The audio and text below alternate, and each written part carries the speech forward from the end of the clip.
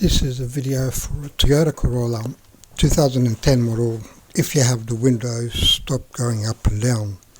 So I went through some narrowing down the issue before I got to where I am now, which is the switch in my hand. But before that, I pulled the panel off. I applied direct DC power to the motor and it went up and down. So it's not the motor, it's not mechanical. And I tested that there was 12 volt coming into the wire that plugs into the switch onto the door. So I thought the only thing it can be is that switch. And I was looking at it and I thought, okay, well, that kind of comes apart. So before you do anything, just check the motor with the arrow on the right, and you're getting DC volt. And if that's the case, have a look at the switch, because that's the last thing that I expected. Now, when I pulled it apart, it came apart. It was like a black part and a white part, and I did check the fuse first, and reversing the motor.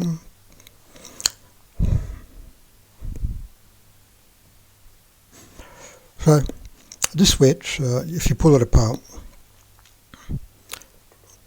that's what it comes like, and if you put some screwdriver there, it's held in three places, there, and at the back. You pull it apart, and inside you'll see two tracks, and the bit in your hand there is got a Teflon. They kind of springy, they push on the metal tracks, and when you go up, one goes off, on, and when you push down, it's the other way. One goes on and the other one goes off, the contacts. And these things jumped out of place, and that's what they look like. So give it a quick clean, not too much clean, some WD-40. I'm going to assemble it, crack it back together, and hopefully these things didn't wear out, became too short, and plug it in the car, see if it works. Most people would just go and buy a new switch, either second hand or new, but I like fixing things. Let's see. Down to the car. There's the car.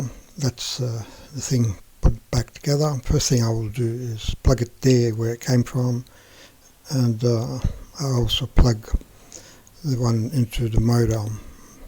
That one on the right, the pink and white, is the motor. This one, you can test the motor by putting power directly there.